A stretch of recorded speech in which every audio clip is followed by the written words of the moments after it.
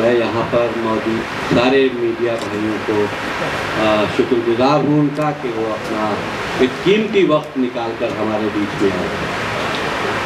देखिए, the diary of West Bengal एक सच्ची घटना के ऊपर आधारित फिल्म है।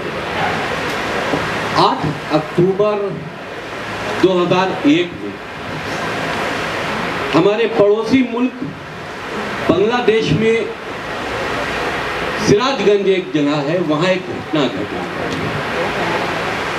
और वो दबा दी गई। लेकिन उसके बाद जब छोटे छोटे मीडियाज ने और छोटे लोकल न्यूज़पेपर्स ने उसको वायरल किया तो वो दुनिया की एक दर्दनाक घटना थी। एक अनिल चंद्र का परिवार था सिराजगंज में और उस पर एकाएकी कुछ इस्लामिक कट्टरपंथी जिहादियों ने हमला किया, काफिर कहकर। और उनकी एक 14 साल की बेटी थी जिसका पूर्णिमा नाम था। उस 14 साल की बेटी के साथ में सामूहिक बलात्कार किया गया और वो ऐसा दर्दनाक बलात्कार था। आप सोचिए, एक मां के सामने 14 साल की बेटी के साथ में इस तरह की हैवानियत, और मां ने जो उस वक्त चिल्लाकर दर्द भरी आवाज उन दरिंदों को दी, वो पेपर की कटिंग बना और वही सबसे ज्यादा वायरल हुआ, जिसमें उसने कहा, अब्दुल अली एक एक करके करो वरना मर जाएगी मेरी बच्ची। ये बहुत दर्दनाक अल्फाज थे एक मां के लिए, अपनी बच्ची की जिंदगी को बचाने के लिए। और उस घटना ने बांग्लादेश सहित जहां जहां वो चीज वायरल हुई उसको झंझोड़ के रख दिया। और इस घटना का जिक्र तस्लीमा नसीम जी ने अपनी किताब लज्जा में भी किया और उस किताब की ही वजह से कट्टरपंथियों ने, इस्लामिक जिहादियों ने तस्लीमा नसीम को बांग्लादेश में रहने नहीं दिया। वो अपनी जान बचाकर भागी क्योंकि उस घटना का उन्हीं ने पूरा विवरण जो था वो अपनी किताब में किया था। हमारी फिल्म की स्टोरी यहीं से शुरू होती है और उसमें से एक लड़की उसी परिवार की जो वहां से बच जाती है, वो हिंदुस्तान आती है ये मानते हुए कि हिंदुस्तान में हिंदुओं के लिए एक ये सुरक्षित स्थान है। वो जाएगी और इस घटना के लिए यहाँ के देश के प्रधानमंत्री से मिलेगी और ह्यूमन राइट्स से मिलेगी और अपनी आवाज बुलंद करेगी। लेकिन बदकिस्मती के साथ में वो रोहिंग्यास जो वहां पर इल्लीगल आते थे, एक रोहिंग्या एक बहुत बड़ी प्रॉब्लम है हमारे देश के लिए। और ये घुसपैठिए जो हमारे यहाँ आते हैं ये पूरे देश में फैल जाते हैं, हमारे आपके बीच में फैल जाते हैं और इनका मकसद सिर्फ जिहाद है, गजवाए हिंद है। ये अपने मकसद के तहत आते हैं। लेकिन खेद के साथ ये भी कहना जरूरी है कि पश्चिम बंगाल की हुकूमत जो उनके लिए भारत में घुसपैठ करने के रास्ते खोलती है और खाली रास्ते न खोलते हुए उनके लिए हिंदुस्तानी फर्जी आईडीज भी बनवाती है और आईडीज बनवाकर उनकी पहचान बनवाकर उनको देश में जगह जगह इस्टेब्लिश कर दिया जाता है। ये बहुत बड़ा फैक्टर है हमारी फिल्म का। देखिए, इससे पहले भी हमने राम की जन्मभूमि बनाई, उसमें हमने अयोध्या के इशू को उठाया। और ये the diary of West Bengal Rohingya कट्टरपंथियों की उस साजिश को बेनकाब करती है। उनकी घुसपैठ को हमने दिखाया है बगैर पश्चिम बंगाल की हुकूमत से डरे हुए, क्योंकि अगर रोहिंग्या की बात आएगी तो ममता बनर्जी की बात जरूर की जाएगी, क्योंकि मौजूदा हाल में इस वक्त ममता बनर्जी ही पश्चिम बंगाल की हुकूमत की सरबराह है। तो हमने बगैर डरे इस फिल्म में उन सारे पहलुओं के ऊपर से पर्दा उठाया है, और किस तरह से उस लड़की की जर्नी है, कैसे रोहिंग्यास उसको परेशान करते हैं, और बंगाल के हालात इस वक्त क्या है और पहले क्या थे, और किस तरह बंगाल के हालात कभी अच्छे नहीं हुए। हमेशा से वहां आज जिहादियों का एक बहुत बड़ा अड्डा है पश्चिम बंगाल।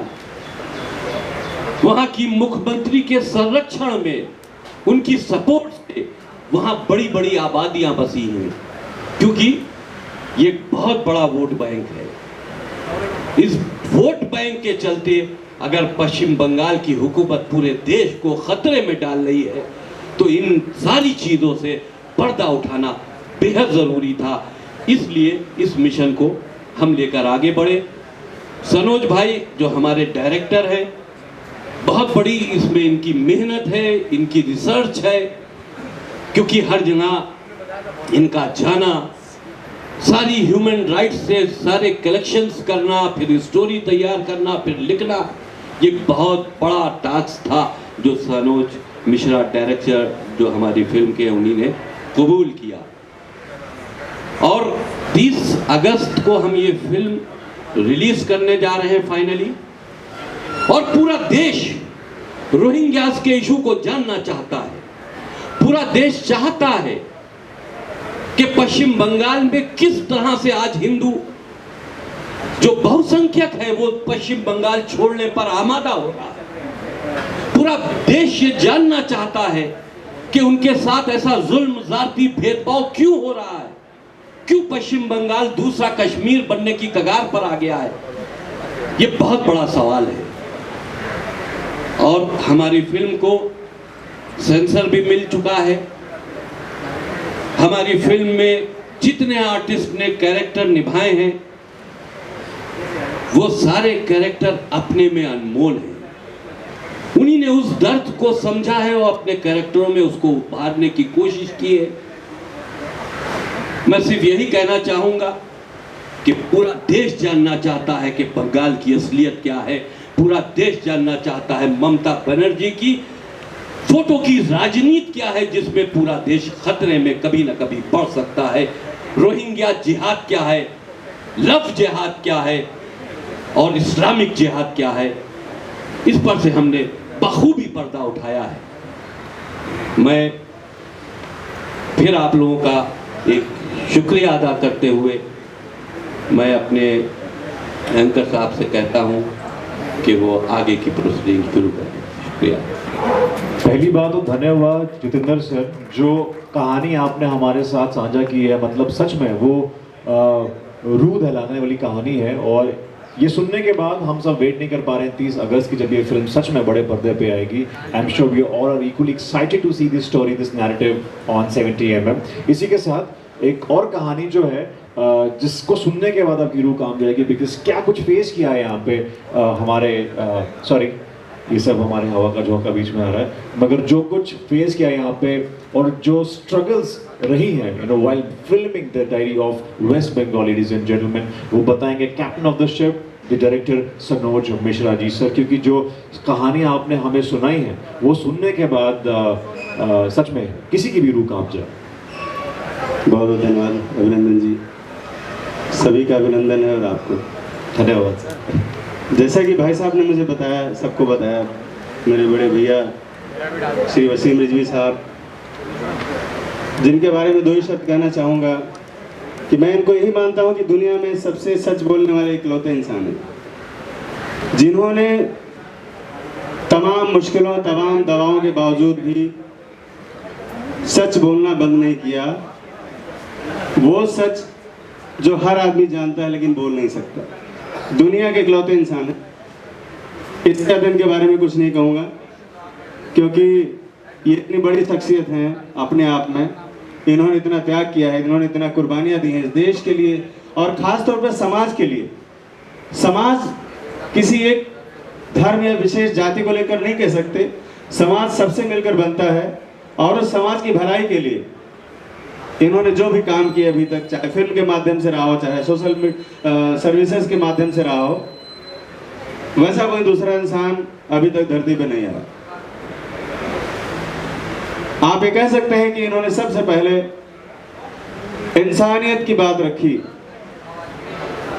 कि इंसान को धर्म के बजाय इंसानियत से पहचाना जाए, और जो धर्म काट देने में, मार देने में, खून कर देने वाली बात करता है, उस धर्म के बारे में इन्होंने सबसे पहले सवालात उठाए। बहुत बहुत धन्यवाद आप सबका। हम फिल्म पर आते हैं। खैर, ये तो मैंने रिजवी साहब के बारे में चंद अल्फाज आपके सामने रखे।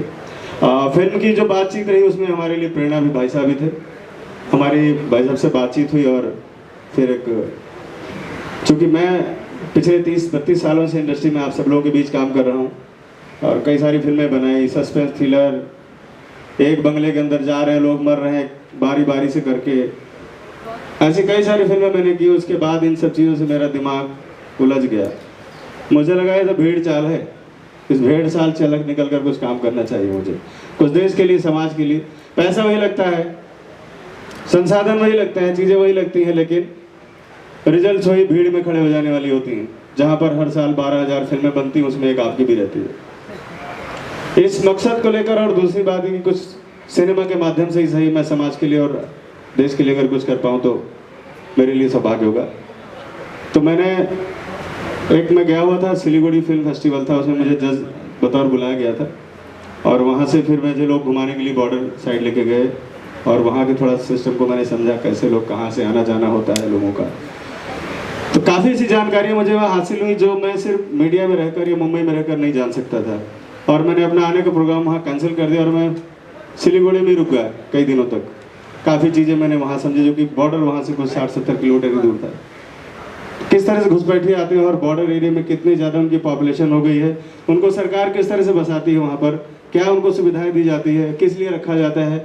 आने से सबसे पहले उनको वोटर आईडी हाथ में थमाई जाती है ताकि वो सबसे पहले वोट दें, और किसको वोट दें आप सबको पता है। तो ये जो सिस्टम चला है, जब मैं कह रहा हूँ देश का बंटवारा हो गया है, अलग अलग हिसाब से लोगों ने अपने अपने हिस्से बांट लिए, तो हमारी देश की जो जनता है उसका संसाधन हमारे देश के लोगों के लिए होना चाहिए।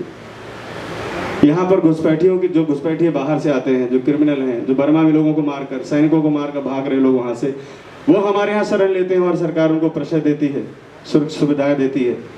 और उस बीच में जो एक आम इंसान है, आम नागरिक कैसे पिसता है, वो हमारी फिल्म की कहानी है।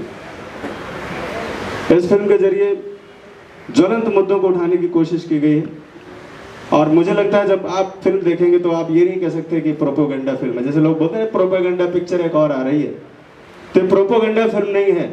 और अगर ये प्रोपेगेंडा फिल्म है तो मैं ये कहूँगा कि ऐसी फिल्में ही हमेशा बननी चाहिए।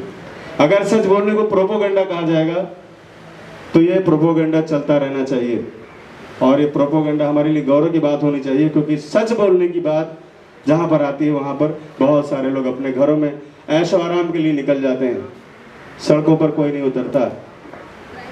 तो ये एक फिल्म नहीं, एक आंदोलन है पूरे देश के लिए, बंगाल के लिए, जो हमारी टीम ने, सब ने मेहनत करके इसको आज रिलीज तक लेकर आए हैं। जब मैंने फिल्म शुरू की थी उस वक्त हमने सोचा भी नहीं था कि एक दिन फिल्म रिलीज भी होगी, क्योंकि इतनी सारी मुश्किलें थी, इतने सारे प्रॉब्लम्स थे। अगर ये फिल्म कल को सफल रहेगी तो मैं ज़रूर आपसे वो बातें शेयर करना चाहूँगा। फिलहाल अभी इतना ही कहूँगा कि आप सब लोग, मीडिया बंधुओं से अनुरोध है कि फिल्म तो हमने बना दी है और फिल्म रिलीज होने के कगार पर आ गई है। 30 तारीख को रिलीज हो रही है फिल्म। अभी फिल्म जनता जनार्दन तक कैसे पहुँचती है वो आपकी जिम्मेदारी है। मैंने अपना काम, हमारी टीम ने अपना काम बड़ी ईमानदारी और बड़ी बेबाकी से किया है। इसके अलावा मेरे पास और अब शब्द नहीं है, क्योंकि ये बहुत भावुक पल है।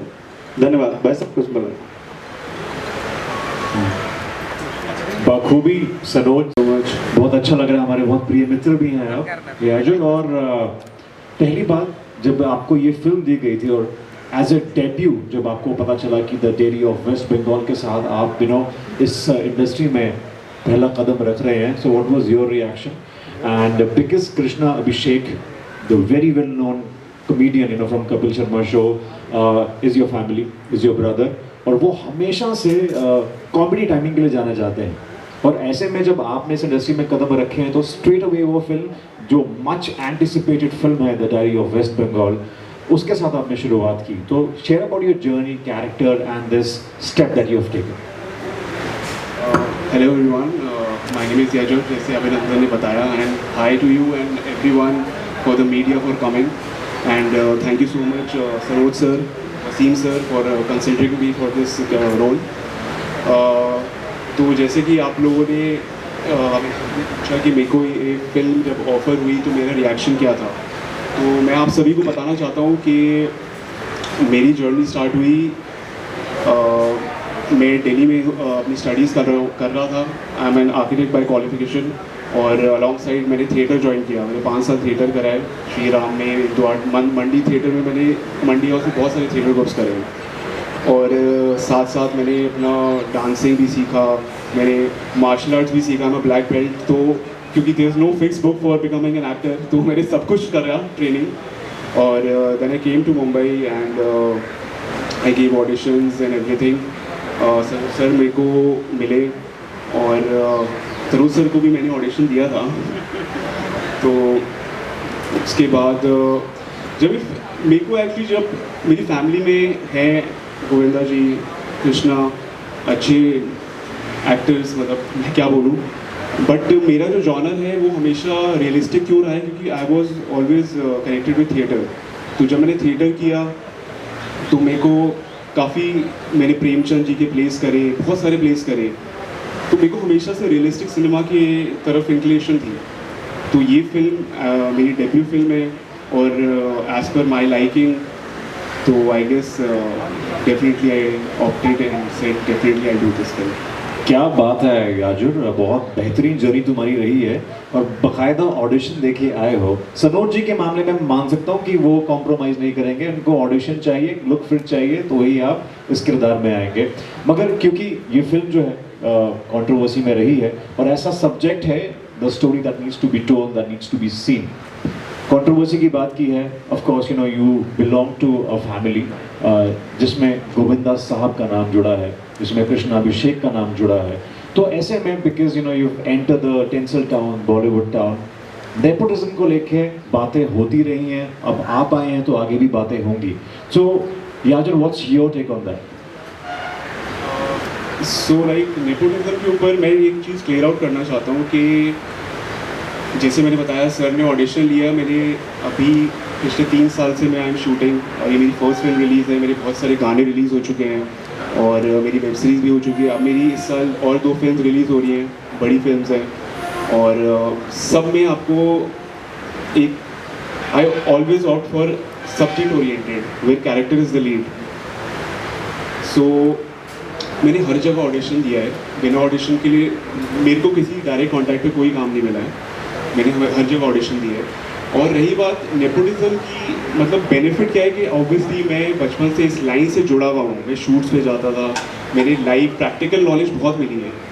वो होने के बाद भी मैंने सारी ट्रेनिंग इसलिए ली क्योंकि मुझे पता है उसकी नेसेसिटी क्या है। अगर आपको इंडस्ट्री में एक बार काम मिल भी जाएगा, लेकिन ऑडियंस तो आपको कैमरे में मुझे परफॉर्म करना है।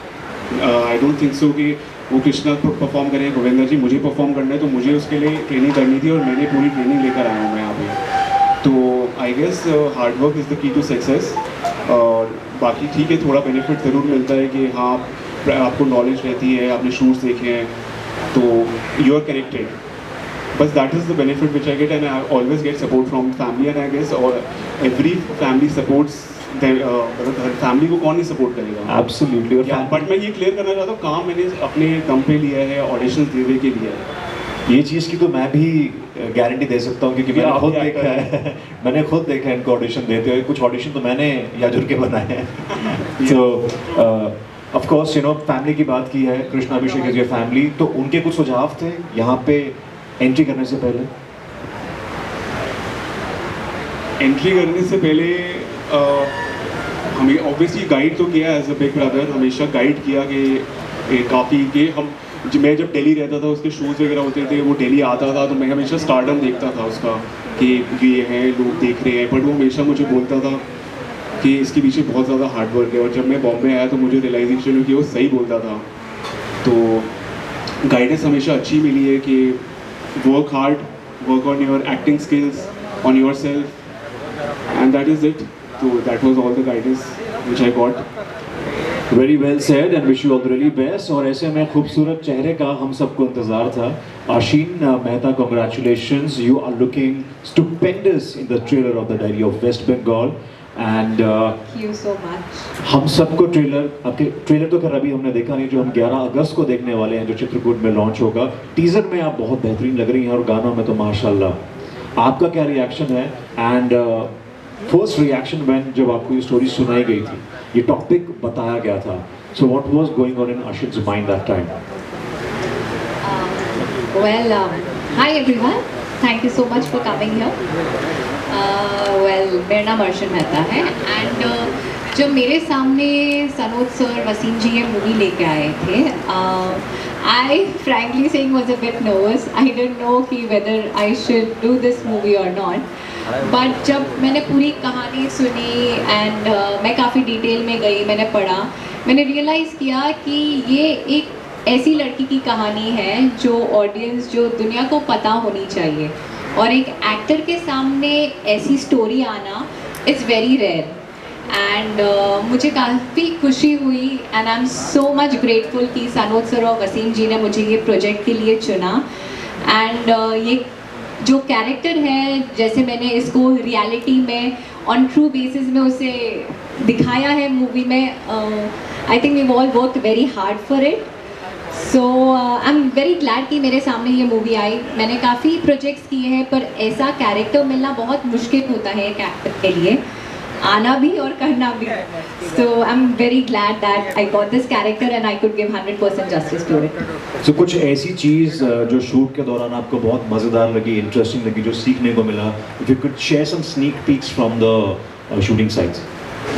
Yes, there was a lot of knowledge on Hindu and other things which I gained throughout the story, and other things like जो actual में लोगों के साथ क्या हो रहा है, मैंने काफ़ी YouTube वीडियोस काफ़ी पढ़ा एंड आई डेंट नो कि एक्चुअल में रियलिटी में बंगाल में क्या हो रहा है, बांग्लादेश में क्या हो रहा है, because we are so conserved in our city only, हमारे मुंबई में, हमारे होम टाउन में। So knowing something coming from a different state and something like that and portraying in front of the audience for the whole world to see is very rare.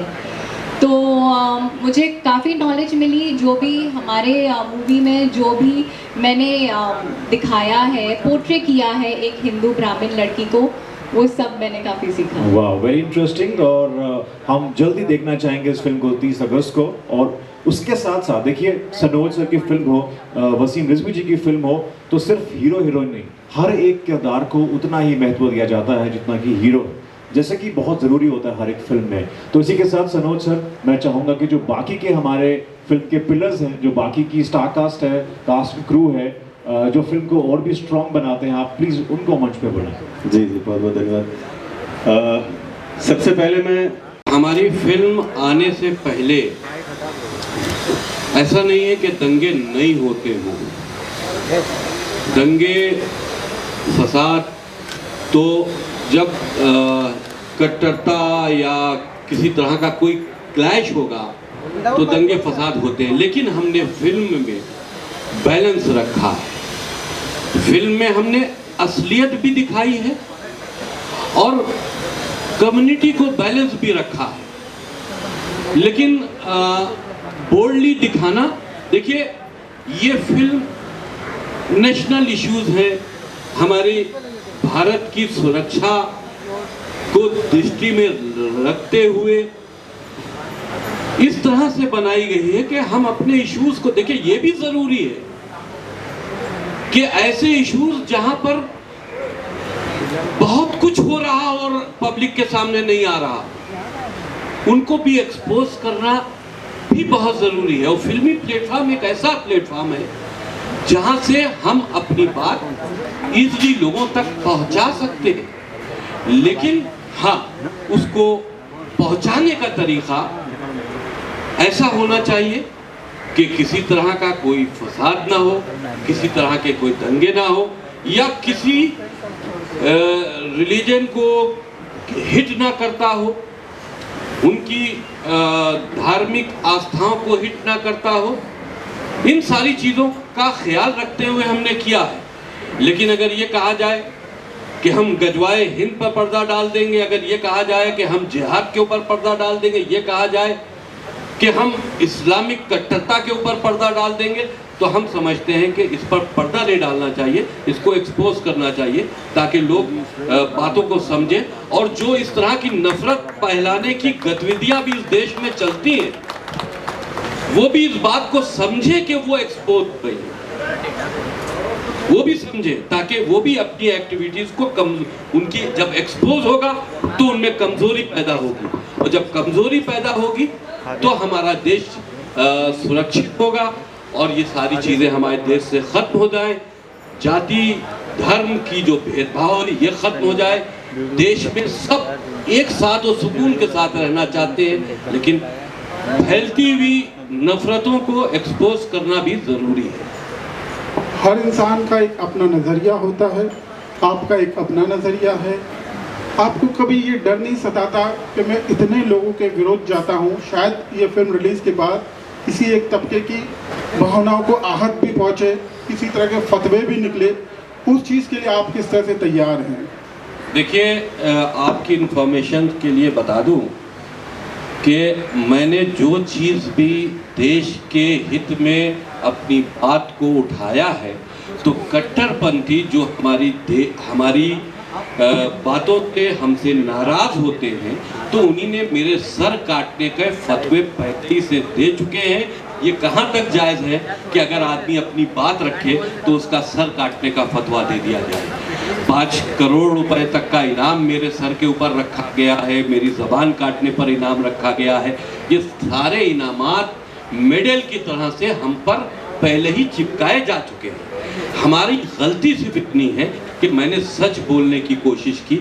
उन नफ़रतों की जो वो नफ़रतें जो इस देश को कहीं ना कहीं नुकसान, आम मुसलमान इसमें इन्वॉल्व नहीं है, होता ये है कि करता एक है, कहा सबको जाता है। तो जो कर रहे हैं उनको एक्सपोज करना ये हमारे देश के मुसलमानों के हित में भी है कि वो इसमें इन्वॉल्व नहीं है। लेकिन ऐसी विदेशी ताकतें, ऐसी विदेशी मानसिकताएं जो हमारे देश के अंदर सरकारी सपोर्ट से, या हम यूं मान लें कि वेस्ट बंगाल में जो इस वक्त मौजूदा हुकूमत है टीएमसी की, उसके सपोर्ट से अपनी जड़ों को मजबूत कर रही है, तो हमारे देश के लिए खतरा है और देश के साथ साथ में भाईचारे के लिए खतरा है। तो इस चीज़ को अगर इसके लिए हमको और भी कोई खमियाजा भुगतना पड़े, मेरी जान भी चली जाए, तो मैं इस संघर्ष में, मेरा संघर्ष जारी है, मैं उससे पीछे नहीं हूँ।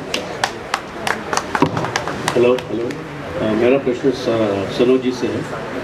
सर, पहली बात तो आपका बहुत शुक्रिया कि आपने ऐसे मौका किया जी। और कहीं तो ऐसा होगा कि वहीं पर वहाँ पर भी आपको डर भी लगा रहेगा जब रजिस्ट्रेशन करते हो, तो लोगों को पता चलता है ना आप किस मकसद से उसको जी कर रहे हो। जी बिल्कुल। तो ऐसा कुछ अनुभव हुआ था कि आप बता सकते हैं? ऐसे अनुभव के बारे में जो आपने जैसे कहा, तो चूँकि मैं जब स्टडी के लिए जैसे गया हूँ तो मैं अपनी तैयारी के साथ जाता था, आम पब्लिक में घुल मिल गया, छोटे से होटल में रह गया, छोटे से होटल में खाना खाया, इधर उधर घूमना टहले, लोगों से बातचीत किया।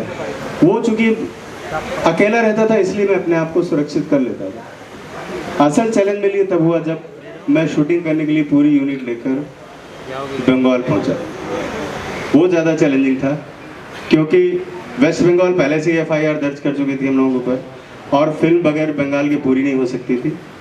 उस फिल्म को उस हालात में पूरी करना जहाँ पर आपकी 100% आबादी बांग्लादेशी लोगों से भरी हुई हो, वहाँ पर शूटिंग करना ये बहुत बड़ा चैलेंज था।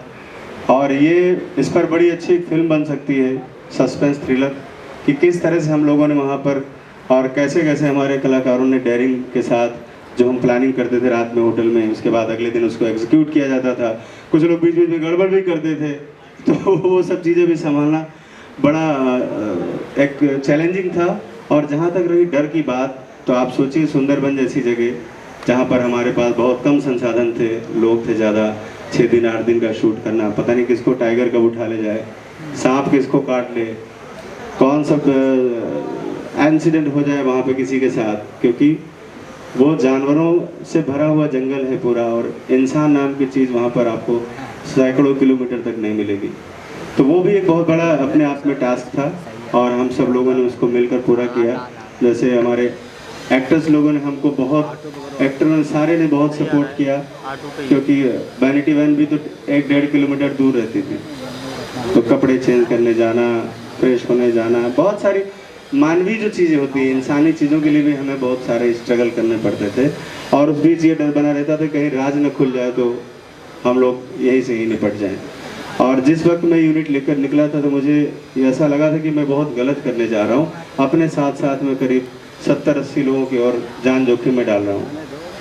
लेकिन सब लोगों के इरादे बहुत नेक थे और चीज़ें बड़ी अच्छी हुई। धीरे धीरे करके हम लोगों ने फिल्म को पूरा किया, टास्क को पूरा किया। Thank you. क्या बात है सर। और ऐसे और भी बहुत सारे किस्से हैं जो शेयर करेंगे, मगर फिर मैम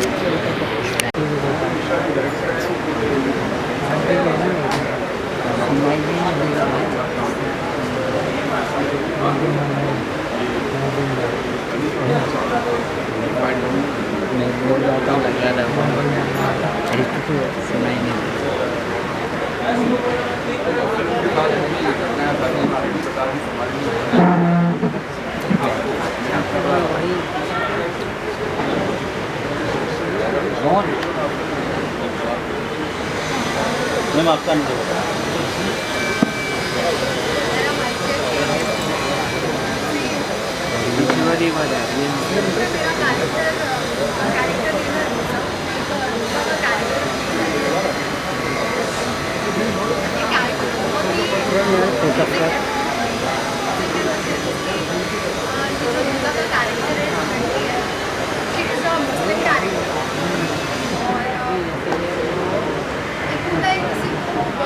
अट्रैक्ट करना खुद की तरफ क्या है, मुस्लिम गर्ल भी कन्वर्ट हो जाओ ऐसा, तो इस तरह से बेसिकली ऐसा मोटिव दिया हुआ है कि मुझे ऐसा लोगों को अट्रैक्ट करना है खुद की तरफ, कन्वर्ट हो जाओ, ऐसे हमारी चीज़ें ऐसी हैं। बट जब मैंने ये कैरेक्टर प्ले किया, जब ये फिल्म मैंने की, it's my first movie actually, तो मैंने भी खुद से भी बहुत सारी चीज़ें सीखी कि मतलब I am also Muslim girl, India तो है, बट जब मैंने मूवी करी तो मुझे बहुत सारी चीज़ें सीखने को मिली कि कैसे सारी चीज़ें होती हैं।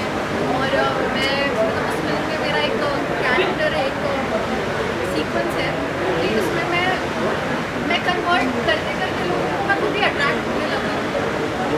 मतलब जो भी उस फिल्म में लोग हैं कि मुझे बता रहे हैं कि आप ऐसा करिए, आप ये करके देखो, वो बोल नहीं सकती अभी खुद की, बट कुछ चीज़ें जो काफ़ी मुझे उससे मैं खुद की काफ़ी चीज़ें सीखी कि ये भी चीज़ करने से ऐसी हो गई चीज़ें। मतलब मेरे जो नेगेटिव पॉइंट्स थे कुछ मेरी लाइफ में भी, वो भी पॉजिटिवली चेंज हुए। तो thank you so much Sanoj sir कि उन्होंने मुझे ये प्लेटफॉर्म दिया, मुझे खुद को एक्सपोज करने का, मुझे ये चीज़ें एक्सपीरियंस करने का मौका मिला है। बेसिकली मैं थिएटर से ही नाट्य करूँगा, का नाम है। इसमें जो मैं करेक्टर कर रहा हूँ बहुत पॉजिटिव करेक्टर है, विशाल। एक फौजदार मेरा नाम है। सनोज जी जब हमारे थिएटर में आए उन्होंने देखा, बोले कि बड़े के लिए करेक्टर लिखा गया है, तो मैंने कहा सर आपको लगता है क्या मैं कर पाऊँगा? ये आप ही कर पाओगे, तो फिल्म बताएगी कि कैसा करेक्टर किया है। बट मैंने कोशिश की है कि पूरा ईमानदारी से मैंने अपना चरित्र निभाया है। ये फिल्म देखिए, कहीं ना कहीं ये फिल्म एक तरह से वायरस है। ये फिल्म ना, ये जो हमारी फिल्म है, ये वायरस की वैक्सीन है। इसका जो सब्जेक्ट है वो वायरस है, और ये फिल्म का जो संदेश है, जो कहना चाहता है, कहीं ना कहीं वो वैक्सीन है। मे भी हम हमारी वैक्सीन में कामयाब होंगे। ये फिल्म कुछ लोगों के लिए बहुत सपोर्ट करेगी, और रोहिंग्या की जो प्रॉब्लम है, जो बड़ा वायरस है, मे भी पूरी तरह से तो नहीं मिटा पाएंगे अभी शुरुआत, लेकिन दीपक तो जलाया जा सकता है।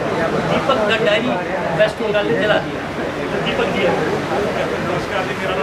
सर ऑडियो नहीं आएगा, आप जिनका हो गया थोड़ा साइड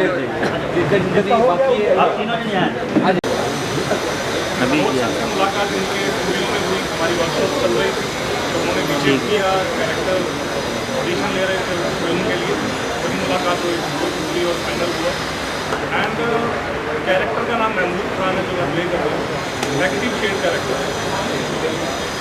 अक्सर क्या होता है कि शतरंज के ताकत होती है, जितनी भी ताकत होती है वो सामने नहीं आती। हर जगह की पॉलिटिक्स में, इंडियन में भी है और हर जगह में ताकत का कैरेक्टर मैंने प्ले किया, जो समाज में बुरी चीज़ों को करवाने के लिए छुप के बैठे। बाकी आप फिल्म देखेंगे, आप देखिए, रिव्यू कीजिए, देखने जाएंगे। Right. Thank you so much, media, for being part of this press conference.